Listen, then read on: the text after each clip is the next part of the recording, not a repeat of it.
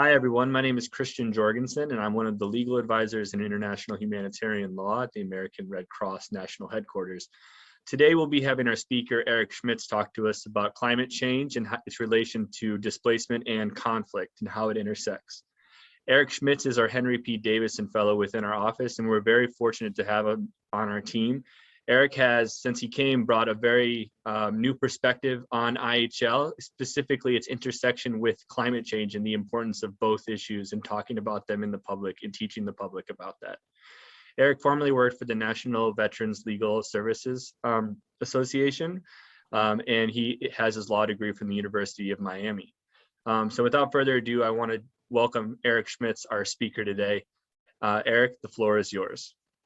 Thanks, Christian, and thank you to the team here, IHL team here at National Headquarters for supporting this event. And I want to thank you, the audience, for coming to listen to this talk about such a vitally important subject. My name, as Christian had mentioned, is Eric Schmitz. I'm the Henry P. Davison IHL Fellow here at the National Headquarters IHL team. And as the flyer suggested, and as Christian just mentioned, I'm going to be talking about climate change's effect on conflict and displacement. And this is an extremely important and vital topic. And one thing I want to make clear at the outset is that climate change is an evolving science. Different intergovernmental organizations and non-governmental organizations and government agencies that employ experts that have studied this field for decades attribute different humanitarian crises to climate change. The directness, it's attributed in different ways. So for example, crises like droughts and fires and sea level rise are far more directly attributable than something like conflict is, or in some cases, some extreme weather events are. But what is the consensus view among just about anybody that has any sort of significant area of study in this field is that whether it's directly attributable to climate change or whether there's a degree or two of separation, like there would be in most conflict settings, climate change is affecting everybody in very real ways. Now, climate change is a colossal and seemingly intractable issue with solutions that are at best not coming fast enough and at worst not coming at all. And that can cause one to have a moment like Leo is having in the bathroom here in Adam McKay's Don't Look Up. But what I would like to ask everybody to do is, as I get started on talking, particularly in the first part about of my presentation about the history of climate change and the development of the study surrounding it and the attempted responses to it, I encourage everybody in the audience to think about how climate change has affected them or somebody they know in their personal lives or their professional lives. And even if you feel comfortable, feel free to share it in the chat, because one thing that I'm hoping that you'll get from this is that climate change is a problem now. It's not a problem for the future. I mean, people really shouldn't have been taking that view 20 years ago, but at least then there was some plausible, kernel of truth to it. It's here and now, and it's affecting everybody's lives. So I thought it would be a good exercise to engage that way if you feel comfortable. After I talk about the history of climate change, I'm going to go into a brief overview in some areas of law of armed conflict and see how the environment or climate might be mentioned in some of the major legal documents that comprise of the field of the law of armed conflict. And then I'm going to talk a little bit about displacement and the development of the law, both of the international law surrounding displacement and how that can be expanded to include climate-induced displacement.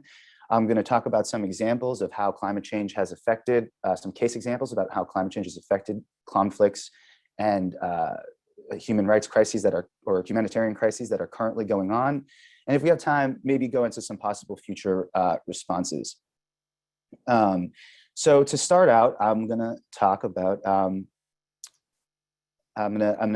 how the study around climate change has developed and the responses have developed. So to start, often when discussing climate change, experts will compare current conditions such as the average global temperature or sea level rise or whatever, they'll use a term pre-industrial levels. And what that means is they're comparing, these experts are comparing conditions like average global temperature rise to what they were, or average global temperatures to what they were before the Industrial Revolution, which at least in the United States took place in the latter decades of the 19th century. And what happened was that the major world economies were transforming from agrarian-based to manufacturing-based, and you saw the proliferation of factories like the ones in this picture, just billowing out gobs of smoke into the air. And you know, some in the audience may have studied, you know, some of the major companies of this era, like Standard Oil or you know, the railroads. And an increasing number of people began to look at how these industries were, you know, gobbling up natural resources, and they thought, wait a minute, we don't want all of our natural resources to be, you know, consumed by industry. And so there started to be what was called a conservation movement around protecting natural resources for future development. And eventually, in the early 1900s, that movement found an ally in the White House in this man, Teddy Roosevelt, who, you know, did a lot of debatable things in his tenure. But one thing he did do, in alliance with the conservation movement, was he used his executive authority to protect hundreds of millions of acres of land, which would include 150 national forests, 51 federal bird reserves, 4 national game reserves, 5 national parks, 18 national monuments.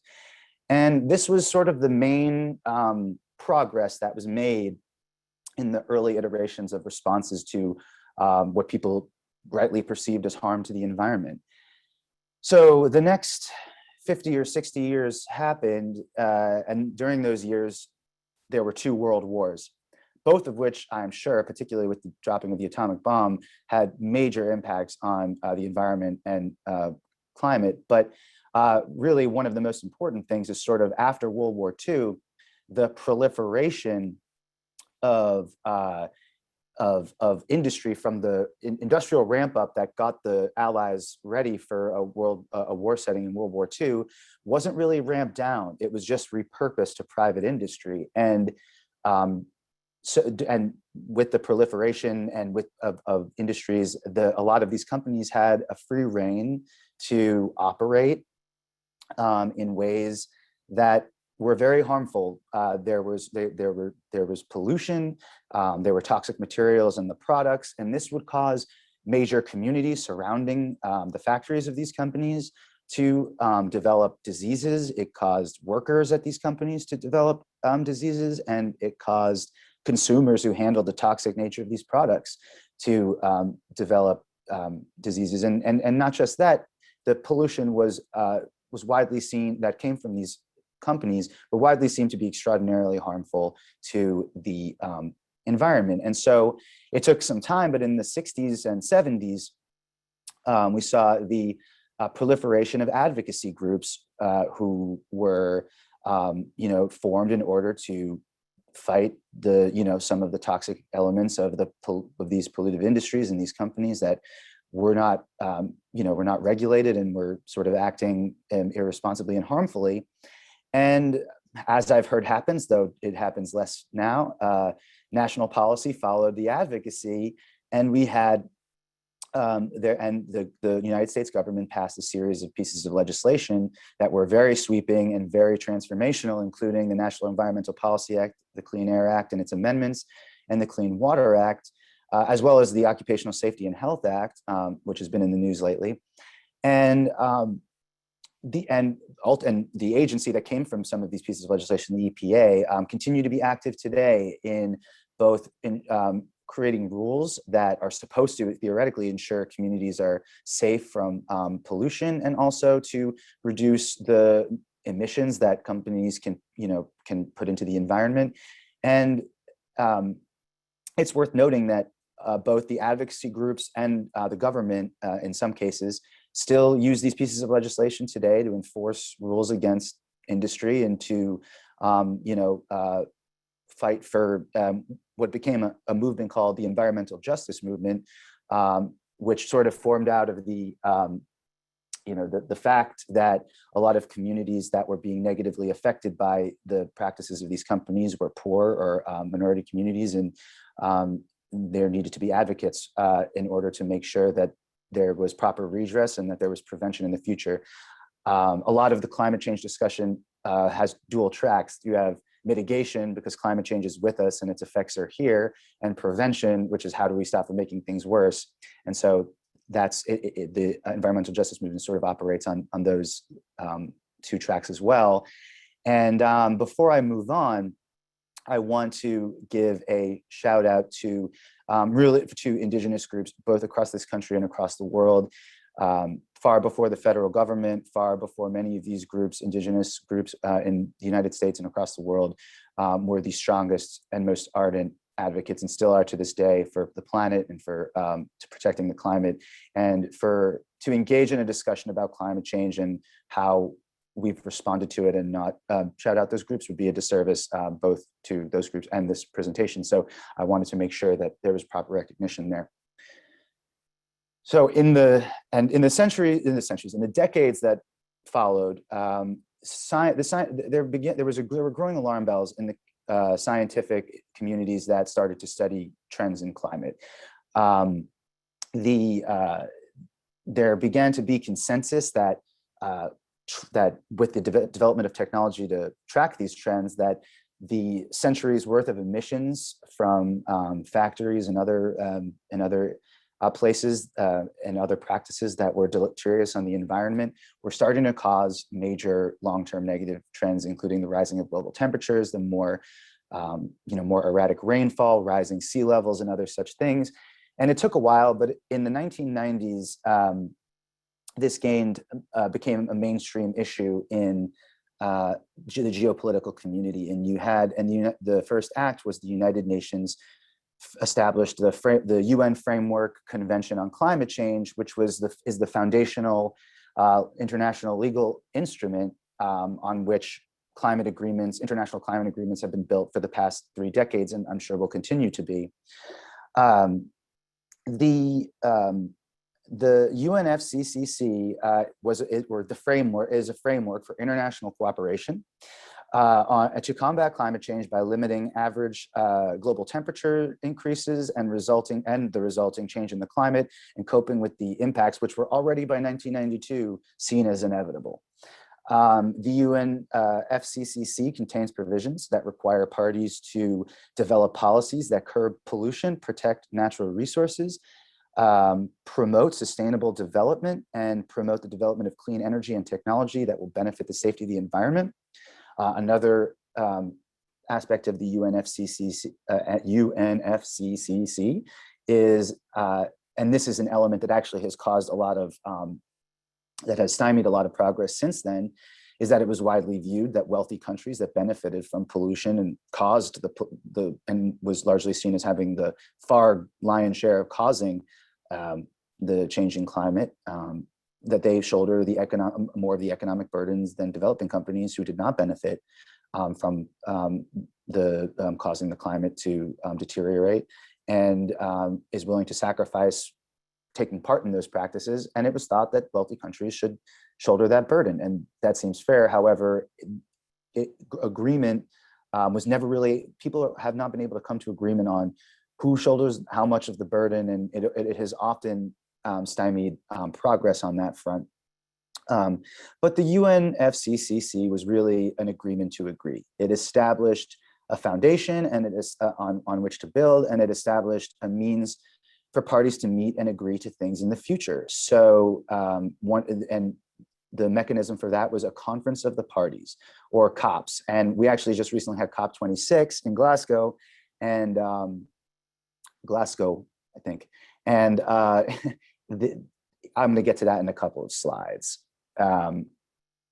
So one of the first major developments to build upon the UNFCCC took place in 1995, and those were negotiations that would ultimately result in what was called the Kyoto Protocol. The Kyoto Protocol was based on the principles agreed to in the UNFCCC, except it had more specific and legally binding provisions. It was agreed by the parties that in order to prevent some of the worst negative impacts of climate change, that legal obligations on parties to this protocol would be absolutely necessary. And it's probably the strongest piece of, like, the strongest potential international agreement to date to actually be widely signed. But unfortunately, some of the world's largest emitters, including the United States, did not sign on to the Kyoto Protocol, which severely hampered its effects. Now, over the next 18 years, there were a number of international agreements that were at the various conferences of the parties that were agreed to, and I'm going to mention a couple of them. But for the most part, they were basically either reaffirming the commitments of the UNFCCC, or they were reaffirming some of the goals of Kyoto, and they really didn't produce all that much positive effect, and at least in terms of global action on climate. So in 2007, you had the Bali Action Plan, which included further limits on greenhouse gas emissions for developed countries, as well as the development of something called NAMAs, which stands for National Appropriate Mitigation Actions.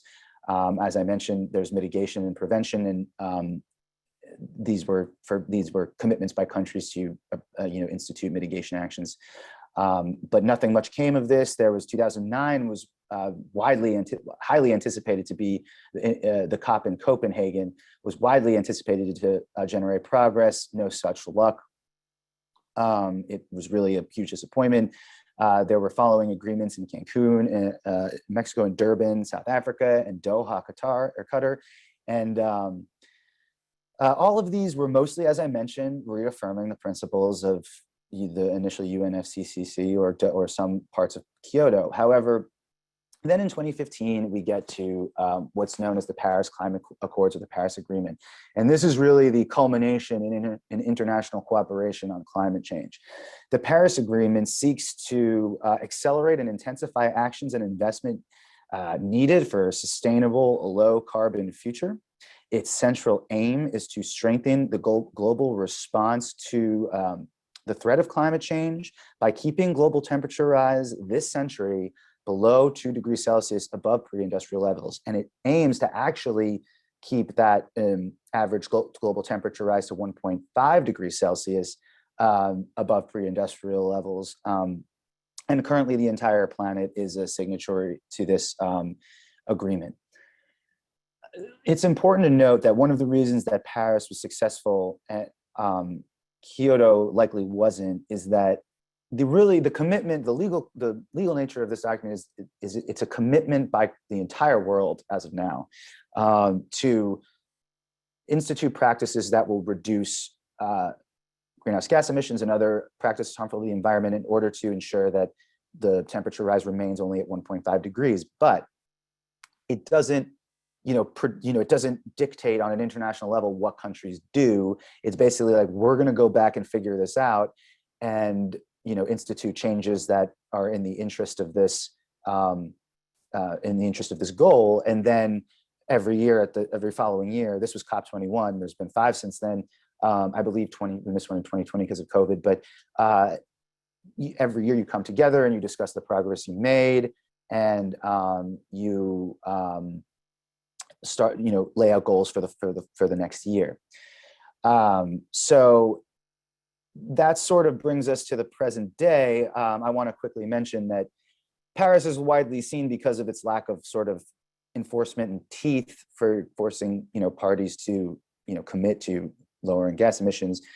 It was widely seen as a victory, so long as it was an opening salvo in what would be a continuation of progress in responding to the negative effects of climate change. And what we saw from COP26 is that not nearly enough has happened. Many in the scientific, or not just scientific, but in the many fields that study climate change and provide expertise in climate change, and sort of the intertwining worlds of experts and activists and advocates on behalf of robust response to climate change, expected COP26 to be a bit of a letdown. And I don't think that it even met those expectations. Just to give you an example, this is sort of an encapsulating example. I don't have his name, but at the end of these conferences, basically a statement of the parties are a statement of the parties are made, which is sort of like a semi-legal instrument. It's not really a legal instrument. It's just sort of a document that represents sort of the global consensus from that conference.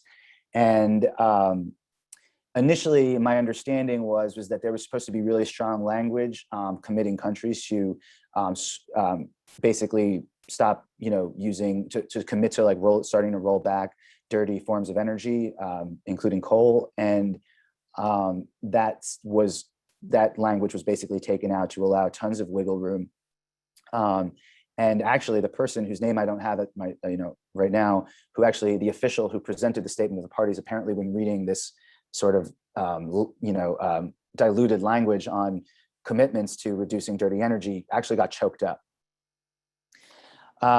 But I've been talking a lot about sort of the development of the understanding from an academic level, and then the international response from 10,000 feet up on how the international community has responded or tried to respond. But I want to put a fine point on this before I move on to conflict and displacement. The average global temperature has already increased by 1.1% Celsius above the pre-industrial level. However, that doesn't mean it's 1.1% degrees hotter everywhere. Some places are double that. And international organizations, as well as national agencies and non-governmental organizations that can use scientific models to try to understand different scenarios and how this can go. And some of the most extreme scenarios has the world warming by the end of the century 6 degrees Celsius. 1.1 degrees Celsius has already caused places on this planet to become uninhabitable. It's exacerbated conditions of drought. Sea levels have risen as a result of melting glaciers. And there's already been, the need to engage in mitigation efforts in order to provide for crop failures. And it goes far beyond that. 6% would make large portions of this planet uninhabitable. 2% might do that. Glaciers would melt, sea levels would rise. It would be absolutely catastrophic. And it's important to know that, but it's also important to see how things are already being affected. And so we're going to get into that, but I want to first talk about climate and how the law of armed conflict currently addresses it. This in and of itself can be a multi-day symposium. This whole presentation was meant to talk about something that could probably fill 3 months worth of symposiums to an hour. And so, but I wanted to broadly cover it because it's so important, and because it's so important. And so I'm going to just address a couple of the most prominent pieces of law of armed conflict, particularly IHL, International Humanitarian Law, and International Criminal Law, and where they talk about the environment and climate. So first we have,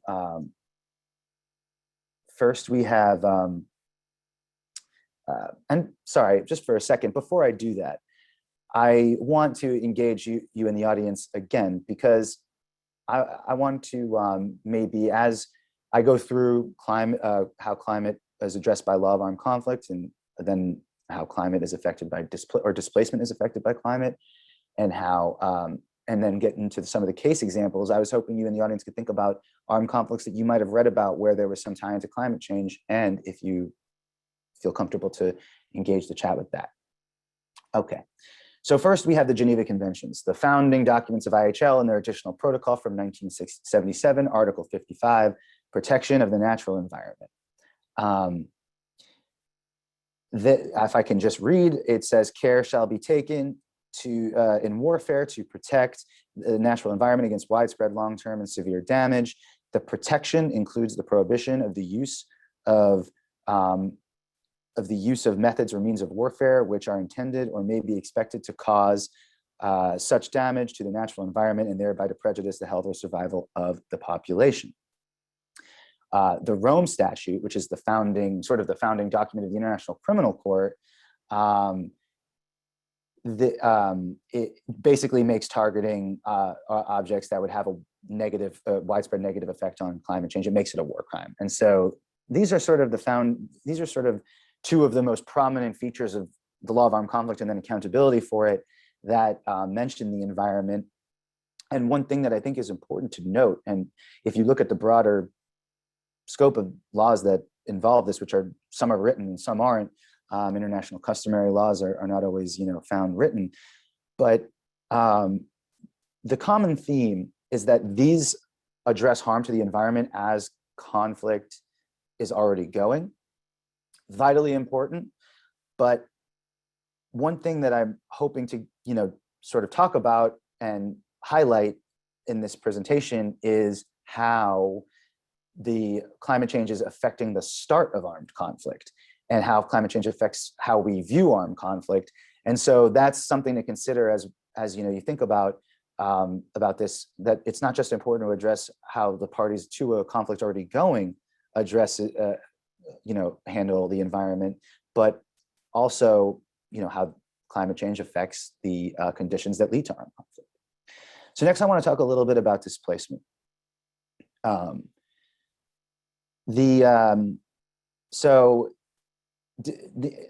international legal framework that addresses displacement mostly addresses refugees. Domestic national governments are really other types of displaced persons, like migrants. Usually there are national governments that affect that, but international migration law, for how it exists, may be defined as a set of international rules and principles governing the movement of persons between states and the legal status of migrants within host countries. But a common theme throughout many host countries affected by climate change, and how the frequency and severity of climate-caused crises have increased, that causes increased displacement. And a lot of the international legal infrastructure surrounding protection of persons forced out of their homes is still very steeped in its foundations, which were established after World War II. And while there has been progress on a lot of fronts, I wanted to go through it quickly because the Refugee Convention that was established in the wake of World War II just doesn't cut it when it comes to the modern landscape of displacement and how climate change has affected that.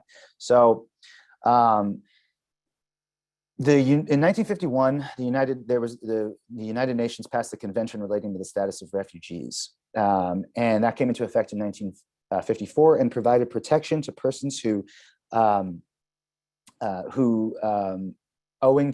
left their countries due to a well-founded fear of being persecuted for reasons of race, religion, nationality, or membership of a particular political or social group. And actually, it only provided protection for people who experienced all that prior to 1951. It wasn't until 1967 when their additional protocol to the Refugee Convention was adopted that sort of removed temporal limits and also there was the creation of the United Nations High Commission on Refugees, or the UNHCR, which is sort of the international administrative agency that's charged with providing, to the extent that they can, protection and, promulgating certain rules about protection of refugees. It's important to note that the UNHCR does not really have much enforcement power. And particularly as it pertains to the permanent 5 Security Council members, you don't see them taking countries to court much, but they do have advocacy power. They have, naming and shaming powers for states that don't meet their international obligations. And they have nowhere near sufficient, but they do have some funding, which allows them to operate in countries and provide protection for people who need it, who fall under their remit. And in fact, the United Nations General Assembly, which doesn't have the ability to create legally binding resolutions, but does have the ability to govern how the administrative agencies of the UN operate, permitted the UNHCR to expand its class of persons who fall under its protection from the traditional definition of refugees to displaced persons, which is a huge expansion. Additionally, there are sort of there are regional international organizations that sort of fall under the very broad UN, but there's international organizations that fall to the regional level that have also acted on this. In particular, you have the African Union, which created the organization, which created the Convention for Governing Specific Aspects of Refugee Problems in Africa. And in 1984, you had the Organization of American States, which is the United States is a part of it, which is this regional international organization that handles things in the Americas. And they promulgated what was called the Cartagena Declaration, which also, which like the convention in coming out of the African Union, they both expanded the definition of refugee from just people with a well-founded fear of persecution to people fleeing generalized violence and conflict. And this is extremely important because if you combine the fact that the UNHCR has allowed to greatly expand the people's their protection remit, and the regional organizations are doing that as well, you can imagine a world in which, combined with the UN FCCC and some of the other climate agreements, you can imagine a world in which these regional organizations and the UNHCR specifically carve out protection for displaced persons who are fleeing climate crises or climate-induced migrants. That is, I think, one of the responses to these just dire problems that I'm going to talk about specifically in case examples in a moment, that could be really effective. Not in preventing the further issues of climate change, but in fact, but providing protection to people who vitally need it. So now I'm going to go through a few cases involving climate and climate and displacement. And just a couple of things one thing I want to note is that according to an ICRC report from July of 2020, of the 20 countries deemed most vulnerable to climate change, 12 are mired in conflict. But I'm going to start with Syria. I imagine most of the people in this audience know about the conflict in Syria. It's one of the worst humanitarian crises since the Second World War. It has been fallen out of the news largely due to COVID in the past couple of years, but I'm sure many can remember the devastating and horrific scenes coming out of that country from 2012, 13, 14, 15. But some things that people don't know is that prior, in the years leading up to the Syrian civil war,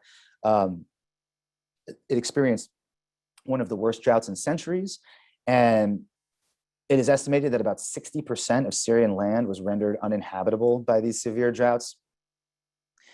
In my research on this topic, I came across the story of a Syrian woman named Turkiya, or that's how she identified herself, who told a story, who mentioned that in the 1980s, when she first started her family in the Syrian countryside, that the lands were green, that all the communities of people that lived in the countryside around her were all able to provide. She mentioned having 100 sheep and no issues. And then she also mentioned that 2 decades later, that conditions had gotten to the point where there was a lot of times communities had to borrow from each other and help each other out in certain areas.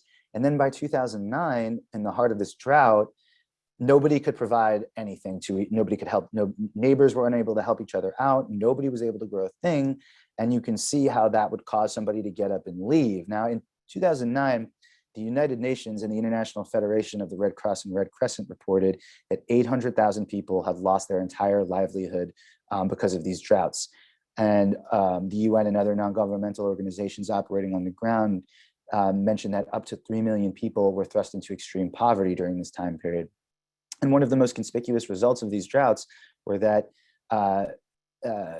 large movements of people went from the countryside to the cities. So there was rapid urbanization.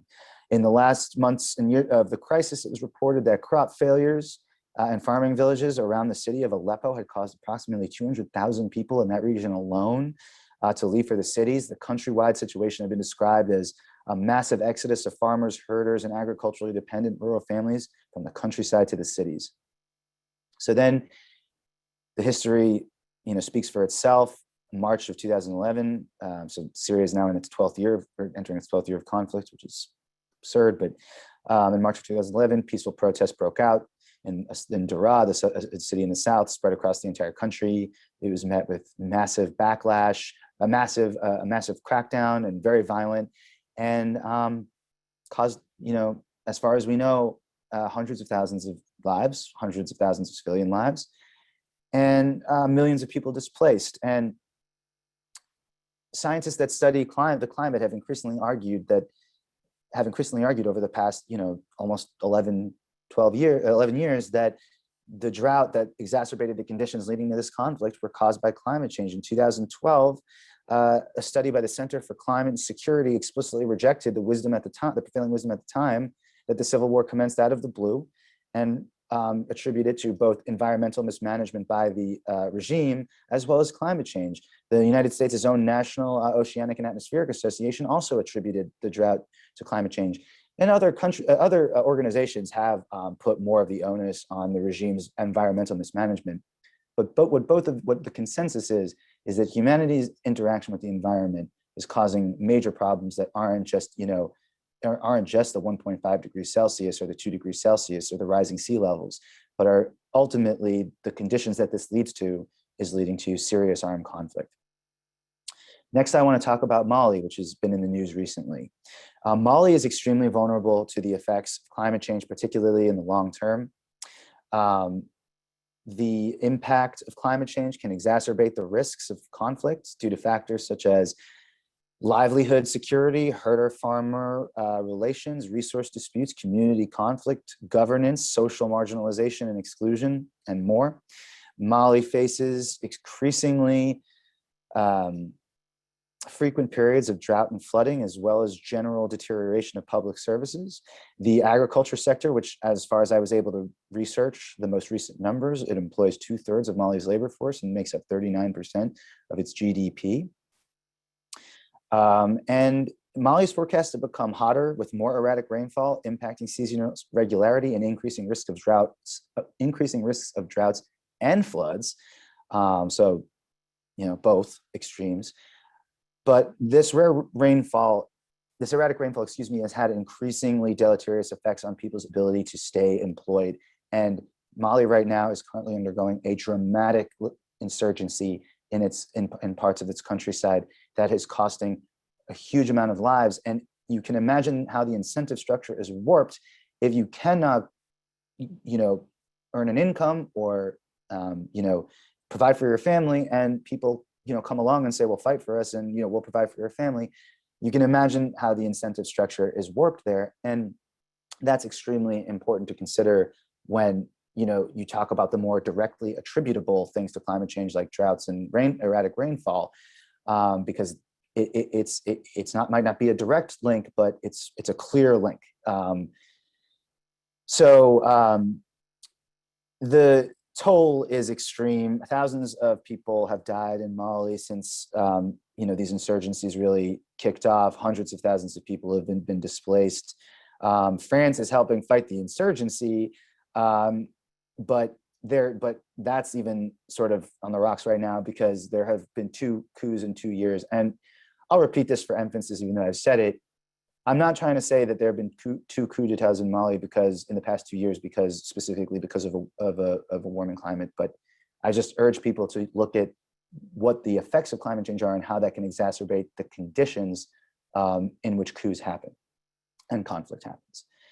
And the final case study I wanted to look at is Bangladesh. Now, Bangladesh is a little bit different from the first 2 countries I've mentioned, because there's no armed conflict currently going on in Bangladesh. But Myanmar, which is the neighboring country to Bangladesh, which actually just officially has been considered to be embroiled in an armed conflict. There's been widespread violence over the past year there since the military junta displaced the democratically elected government in a coup. But and that recently got upgraded to just sort of violent clashes to officially being a civil war. But I'm actually looking to go before that to what was the UN described as widespread ethnic cleansing of the Rohingya Muslim minority in Myanmar. There was this campaign of ethnic cleansing, as the UN put it, caused millions of these Rohingya Muslim minority persons to go over the border into Bangladesh, which, and I want to say at the outset, any organization, both government and non-government, that studies the countries most at risk for the effects of climate change, Bangladesh is on the top list for all of them. And so now they have millions of people coming over the border into an area that's actually even more vulnerable than other areas of Bangladesh. And Bangladesh accommodated these refugees by setting up one of the world's largest refugee camps, Cox's Bazar. Perhaps some of you in the audience have had experience with it. So as I mentioned, this is an area of Bangladesh that is uniquely vulnerable to climate change, in a country that's uniquely vulnerable to climate change. One thing that has happened is that that the monsoon season in Bangladesh has produced far more severe and far more frequent monsoons, and also out of season monsoons. This has left less time in between each extreme weather event to recover from the last one. So you have a situation where a country has to manage the negative impacts of climate change, as well as maintain, do as much as they can to keep the refugee camp on their country's territory, as habitable as possible. And actually, Bangladesh has become fairly good at managing these disasters to the best of their ability and limiting destruction. But just to give you an example, is that between 2000 and 2019, Bangladesh experienced more than 100 catastrophic disasters. One example of these dire consequences is actually in 2020, 1/3 of the country was underwater. So I mentioned all this stuff about already. I apologize for not putting that up sooner. So a couple of ways to respond to this that I'm going to go through, and I encourage you all to think about that as well. We know that, like Jonah Hill here, people can get stressed out by the colossal nature of the issues facing us.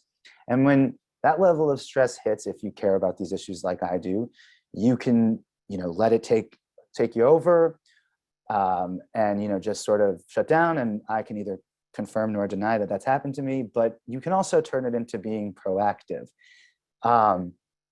And so I'm going to talk about a few of my proposed responses on an international level, but I again encourage you in the audience, if you have things that you could do as an individual, or that ideas that you have on a national basis for aiding in the response to climate change, because I don't know if any one person talking for an hour can call it a solution, but aiding in a response to climate change, I encourage you to put that in the chat, and if that is, if that's something you want to do. So what would be great? Well, it would be great if the United Nations came together and they, passed another additional protocol as a, unified world, and passed another additional protocol to the Refugee Convention, specifically talking about people fleeing climate crises or humanitarian crises attributable to climate change. And there's a new additional protocol to the Geneva Conventions that provide additional protections for climate in it, and there was a big treaty that said that was even more legally stringent than Kyoto, given that was 25 years ago and the problems are more pressing now. But these are not likely, if at all, even feasible solutions right now. And so because it's the international consensus just isn't there, and these problems are both immediate, are pressing in the immediate and medium term. I don't want to be discouraging. All those things would be great, and they're a fight worth having. But I'm trying to discuss a more practicable solution. And so one of the things that I had proposed through some research that I've done is using the UNFCCC and the Paris Climate Agreement to incentivize and to pressure officials that go to these conferences of the parties to not just set limits on emissions, but also engage in mitigation efforts by expanding what countries commit to at these conferences in terms of people who need assistance because their homes have been destroyed by climate change. This can be difficult because it gets into that area of who shoulders the burden. And I regret using that word burden, because it's not a burden, it's a burden that we all should have, but we don't all do. And so countries should be far more willing to commit to taking people fleeing from climate change if they're able to. And that's really what I meant to say. And so this is that is one possible way in which, and at least I've been engaging in doing research and trying to come up with, certain solutions that can be proposed. There's also ways in which domestic governments all over the world, national governments all over the world can handle this. In the United States, there's something called temporary protected status. That's been applied to people who have come here from Venezuela or Haiti, and it's meant to provide protection from removal for those who are fleeing certain crises, and that the protection lasts until the crisis ends. It's a more detailed process than that, and that can be a solution if you want to talk about climate issues. So, if you want to expand, to climate crises from just certain humanitarian crises, and specifically use temporary protected status to target that. So there's other ways in which we can engage, but I have talked at you all enough. Hopefully I didn't stress you two out. Thank you so much for listening. And I welcome any questions or to look at some discussions and that you might have had. Thank you so much. Thank you so much, Eric, for your presentation, especially highlighting how much all of these major issues, including climate change and conflict and displacement, all intersect and everything's related to a certain degree. We did get some questions in the chat, and I will start with the first one that we saw earlier in the chat. Was more of a comment than a question, but it had to do with the idea of the person mentioned economic refugees, and because you talked about the law and displacement, I think it's important for people to understand, in legal terms, how do economic refugees qualify as a legal definition of refugee, and if not, like, what does qualify as a refugee? I know you mentioned the convention earlier. Right. Yeah. So no, as of right now, when people leave their countries for economic reasons, and that could be a widespread array of things, right? And I'm going to put a pin in that, but just to talk about the term refugee. Refugee has a specific legal status. So the convention, which is really the international, really only, but foundational international legal instrument, defines refugees as people specifically fleeing persecution. Those who leave their countries due to economic troubles are really called economic migrants and are kind of at the mercy of the national government's laws that they for the country that they hope to make their host country. That's a little different, I think, when it comes to the EU and how that works. But generally, folks who leave for economic reasons are not considered under the legal definition of refugees under the Refugee Convention. However, one thing that I discussed is if those economic reasons for leaving one's country can be tied to a climate crisis, then that would be considered climate-induced displacement. And there are actions that can be taken at the national level and at the regional level, like it was done in OAS and under the Organization for American States Cartagena Declaration and the African Union's Convention that expanded the definition of refugees. If those bodies were to expand the definition of what they consider to be a refugee to those fleeing climate crises, anybody who leaves their country for economic reasons that were resulting from climate crises would hopefully be covered by that. But as of right now, no, there's really not such a thing as economic refugees. Christian, do you have anything to add to that?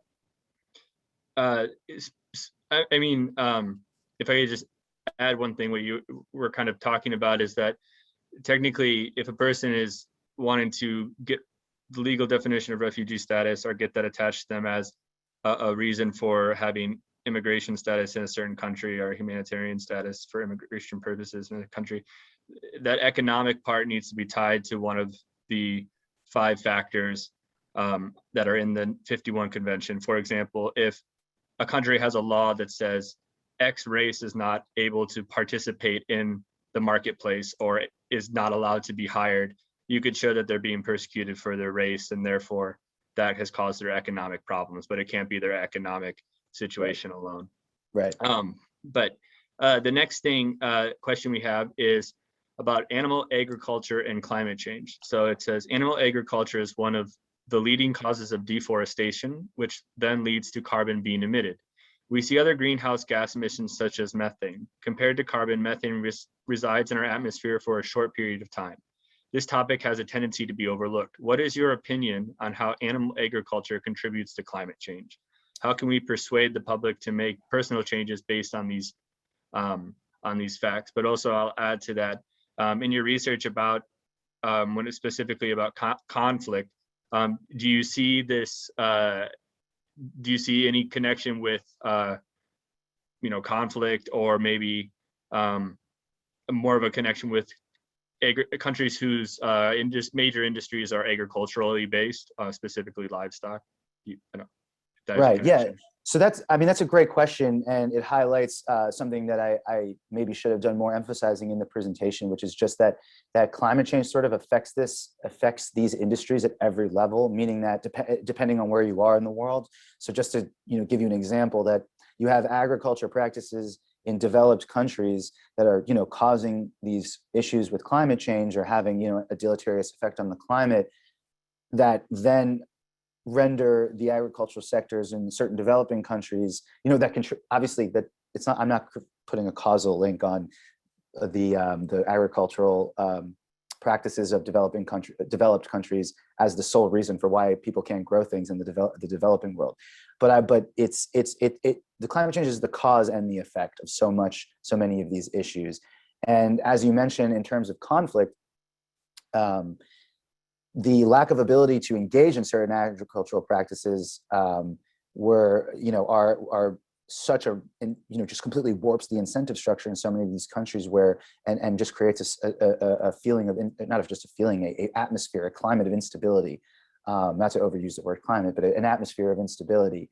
But to engage in the question about sort of how we can persuade the public to, engage in cleaner agriculture technologies. If I was good at persuading the public, I would be a very different person than the one who has just been talking with you all for the past hour. My strategies for engaging the public are limited at best. But what I think is the only way to do it is sort of to develop, cleaner ways. There are better people that can, get into the science of this to talk about this than I can. But in my opinion, the only way to do it is to show that cleaner methods of engaging with the environment, whether that be agricultural practices or any of the other many industries that have an effect on climate, is to make it possible, and show people that their bottom line won't be hurt by it. Because ultimately, whether you're a farmer in the United States, or in South America, or in Africa, or in Asia, or in Europe, you want to provide for your family, and so the incentive structures are the same. You're going to support something that I think you can possibly sell a cleaner version of these practices, so long as you ensure that they're not harming the people's ability to provide for themselves and their families and their communities. And I think that's the only way to do it. But there are far more knowledgeable people on farming practices, and also about persuading the public than I on that topic. Yeah, it ultimately sounds like we need to all realize the importance of how it affects all of us. Maybe not the same way, but there will be an impact. And in most cases, from what I hear you're saying, is that impact was most likely negative, unless there's a collective effort to address it in some capacity, or to recognize the impact that it has on certain areas that we don't really talk about, whether it be conflict or just economics in general. So we do have a question specifically about one of your case studies about Mali, and if something came up through your research and you have an answer to this, that would be great. So if the lack of agricultural income is bolstering insurgents recruiting, where is the money for the insurgents to pay troops coming from? So I don't know if you found any evidence about where funds for insurgency groups in Mali comes from.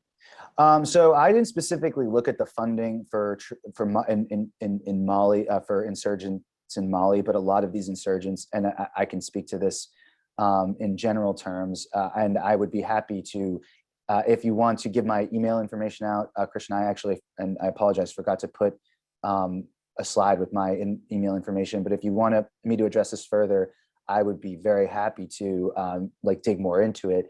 But what I do know is that a lot of the insurgencies in the Sahel right now, which is where the region of Africa that Mali is in, are jihadist insurgencies, and oftentimes get their funding from larger jihadist networks like the so-called Islamic State group and Al-Qaeda.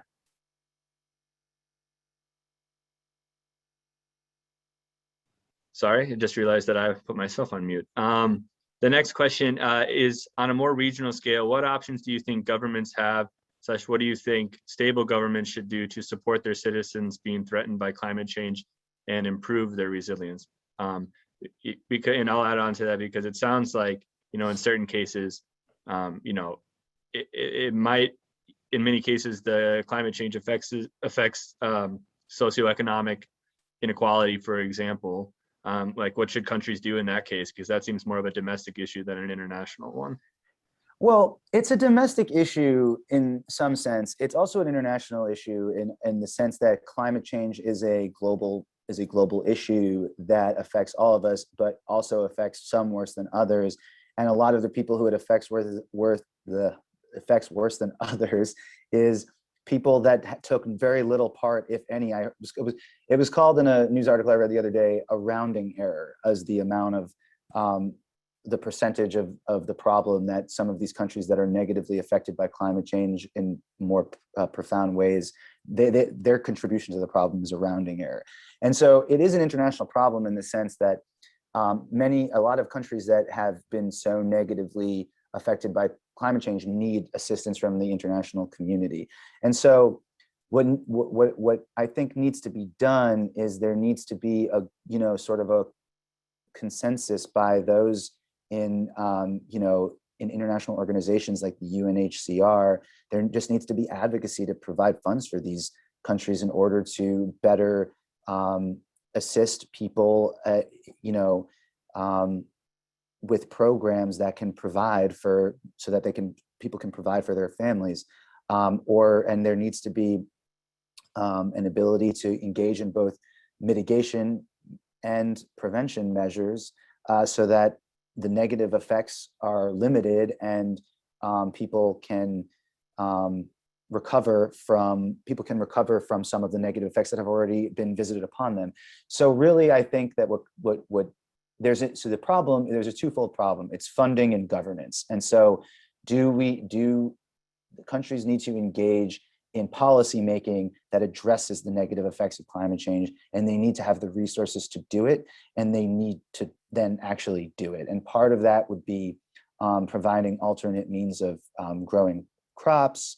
That's been suggested as sort of like different means of growing crops. You're seeing this, in fact, in some places that were traditionally able to grow coffee are now growing coffee, and other places that were able to grow coffee or cocoa or other such crops are figuring out new ways to grow them because the temperature of the soil is changing. So yeah, it's about being responsive and about leaning on the international scientific community to provide, the evidence-based solutions to this, and then to make sure, and then for international organizations and for wealthier countries to ensure that they themselves are responding according to the scientific community suggestions, and then they're assisting other countries that didn't have anything to do with the problem or have the ability to respond to these challenges.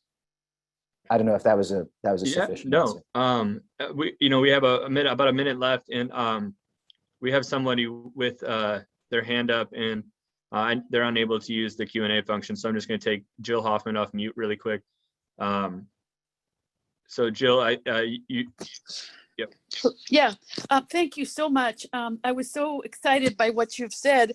I wanted to share a couple of things. One, I think that I've been looking at the World Economic Forum on LinkedIn, which to me seems like a very hopeful venue for talking about best practices worldwide having to do with climate change. So that's been hopeful.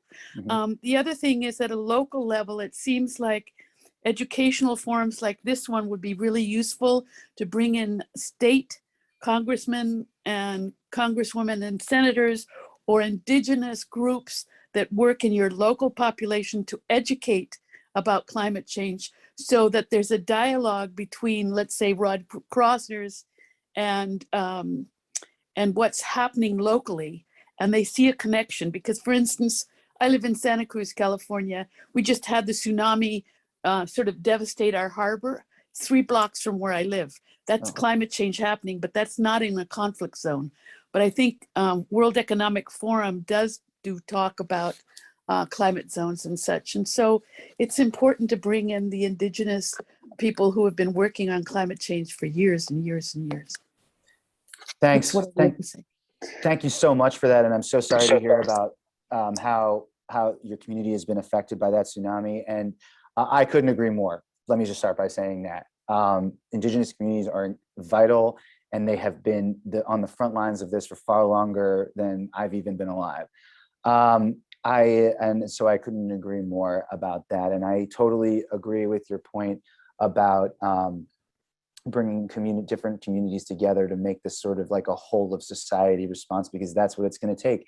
And I also have had experience with, you know, I have not personally, but recently, but I lived in Boulder for 4 years and was absolutely, you know, just so horrified to see what happened with the fires there at the end of last year. Fires don't take place in Colorado at that time. It was completely out of season. It was in an area that doesn't usually have fire, and the reason have fires at that time, and the reason was because, and I lived there for 4 years, and this was never the case, but between September and December, there was barely any snow. There was barely any snow, so there were dry conditions, and on a windy day, a power cable got blown over, and then there was a fire, and then 1,000 people didn't have a home to live in. So these consequences are coming for us all, and we really need to be, and I don't say that to be like, you know, we're not quite in don't look up territory where a climate is barreling towards Earth, but I don't want to be that much of an alarmist, but I do want to be absolutely as forceful as possible in getting across how serious these issues are. And thanks again, Joe. That was a really excellent suggestion. Well, Eric, I just want to thank you again for your time. For everyone who has continued comments or questions, Eric's email is in the chat. We'll stay open for a little bit, but Eric, I know you got to get going, and I know everyone else. We're past the hour, so I want to thank you again for your attendance and interest in this topic. Like I mentioned before, if you're interested in learning more about our program, please contact your American Red Cross regional office or visit www.rulesofwar.org or www.redcross.org/IHL. Thank you all for your attendance. Bye, everybody. Thank you.